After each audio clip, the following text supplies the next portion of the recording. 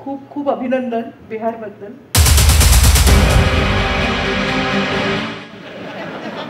मी जरा थोडी कट्टर बीजेपी असल्यामुळे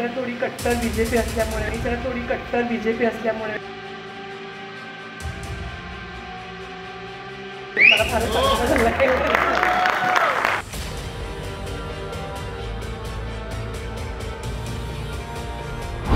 खूपच इमोशनल होता, मन रुद्ध करून टाकणार होता. मी खरंच मतदार तुमची खूप खूप आभारी आहे. नुसता पुरस्कार मिळाला असं नाही, तर ज्यांच्याकडून मला हा पुरस्कार मिळाला, माझे गुरु, माझे पती, आज मी जी काही आहे ते खरंच फक्त आणि फक्त त्यांच्यामुळे, आणि त्यांच्या हस्ते हा पुरस्कार तुम्ही मला दिला. हे जे काही तुम्हाला सुचलं ना, त्यासाठीच प्रथम तुमचे खूप खूप आभार. मंचावरती उपस्थित सगळे आमदार संजय केळकर, खूप खूप अभिनंदन बिहारबद्दल. मी जरा थोडी कट्टर बीजेपी असल्यामुळे मला फारच आनंद झाला.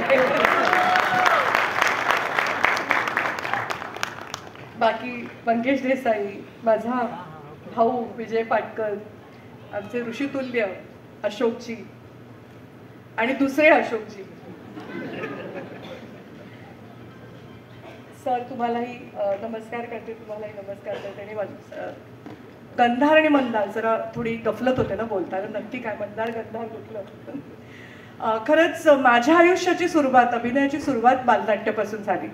सुधा करमरकर या माझ्या पहिल्या गुरु, आणि सुधा करमरकरांची लिटल थिएटर बालरंगभूमी अशी जी संस्था होती, त्या संस्थेतर्फे अनेक बालनाट्य मी केली. म्हणजे मी माझी सुरुवात खरी प्रोफेशनल नाटकांपासून झाली. अमृत वेल आणि हे बंद रेशम माझे या दोन खूप मोठ्या नाटकांपासून झाली. पण खरं ज्याला आपण म्हणू, मला स्टेजवरती काम करायला कोणी शिकवलं किंवा उभं राहायला कोणी शिकवलं तर ते सुधाताई. आता त्या काळामध्ये रत्नाकर मतकरी यांची बालनाट्य ही संस्था आणि सुधा करमरकर यांची लिटल थिएटर बालरंगभूमी ही संस्था, ह्या सातत्याने बालनाट्य करत असत.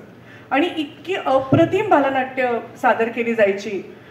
परिकथाही असतील, त्याचबरोबर काही नवीन लिहिलेली बालनाट्य होती. मतकरी काकांची तर खूप बालनाट्य होती. अगदी मला आठवत आहे ती इंद्राचा असर, नारदाची शेंडी, अलबत्या गलबत्या, सुधाताईंची देवाचा देवबाई ठकडा, किंवा किंवा अल्लादीन जादूचा दिवा, अनेक नाटकं.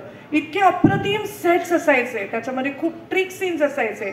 बरं, बालनाट्य असल्यामुळे तिकीट अतिशय कमी दरात उपलब्ध असायचं. आम्हाला सगळ्यांना त्या मानधन द्यायच्या, उत्तम रीतीने खाण्यापिण्याच्या बाबतीत अतिशय चंगळ असायची.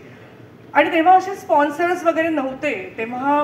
आणि प्रॉपर मोठ्या थिएटर्समध्ये सगळ्या ज्या शिवाजी मंदिर असू दे किंवा साहित्य संघ मंदिर असू दे, आमचे दौरे व्हायचे वेगवेगळ्या ठिकाणी महाराष्ट्रभर.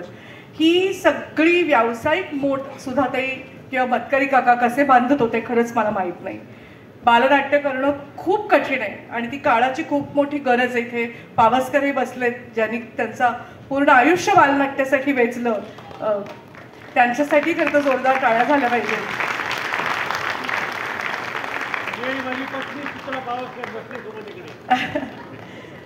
कारण बालनाट्य नुसतं मनोरंजन करण्यासाठी नाही आहेत, आपण उद्याचे चांगले प्रेक्षकही निर्माण करतोय. नाटक कसं बघितलं गेलं पाहिजे याचंही एक शिक्षण बालनाट्याच्या निमित्ताने आपण त्या मुलांना देतोय. आणि हे खूप मोठं काम आहे आणि गेली 10 वर्ष तुम्ही ते अविरत करताय. त्यासाठी तुमच्यासाठी एकदा खूप जोरदार टाळ्या झाल्या पाहिजे.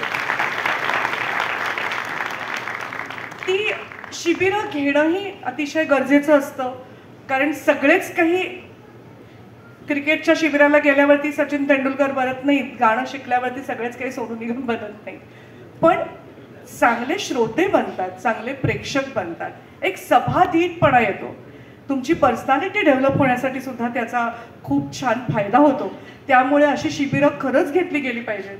आणि माझ्याकडून तुम्ही पुढची काही बालनाट्याच्या दृष्टीने जी काही वाटचाल करा, त्याला तुम्हाला जी काही माझ्याकडून मदत लागेल ती आज मी तुम्हाला शब्द देते, द्यायला मी तयार.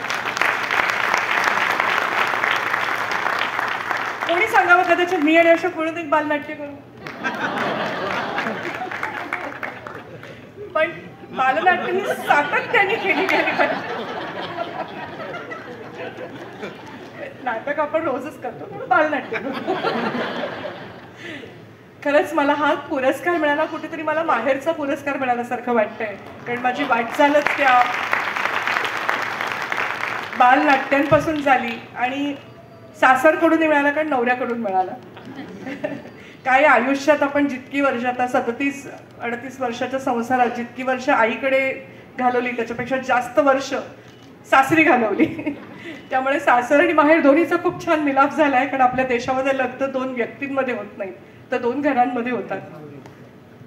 खरंच मला हा पुरस्कार तुम्ही दिलात इथे बोलवलं इतकी सुंदर एव्ही केलीत कारण काय होतं युजली आपण जेव्हा कार्यक्रमांना तुम्हाला बोलवलं जातं तुम्हाला एक काहीतरी सन्मान दिला जातो तेव्हा तुम्हाला असे सांगतात मॅडम जरा तुमचा बायोडेटा पाठवता का तेव्हा मला इतकं आश्चर्य वाटतं अरे मला काहीतरी आहे म्हणून तुम्ही सन्मान देताय तो माझा बायोडेटा ही मीच द्यायचा तर इतकी सुंदर एव्ही तुम्ही माझी बनवली त्यासाठी खरं तर एव्ही बनवण्यासाठी टाळा आणि आता तर गुगलमुळे एवढं सगळं नेटवरती उपलब्ध आहे तिथे कोणीच कोणासाठी काही आणखीन द्यायची गरज नसते पण इतक्या छान इतक्या मोठ्या संख्येने सगळे लोक तुम्ही इथे उपस्थित आहात त्यातच तुमचं यश आहे असं मला वाटतं आणि तुमच्या या सगळ्या पुढच्या प्रवासाला माझ्या खूप खूप शुभेच्छा पुन्हा एकदा मी तुम्हा सगळ्यांचे खूप आभार मानते की आज अशोकच्या हस्ते हा पुरस्कार मला मिळाला हा खऱ्या रीतीने माझा खूप मोठा सन्मान आहे आणि थँक्यू सो मच जय हिंद जय महाराष्ट्र.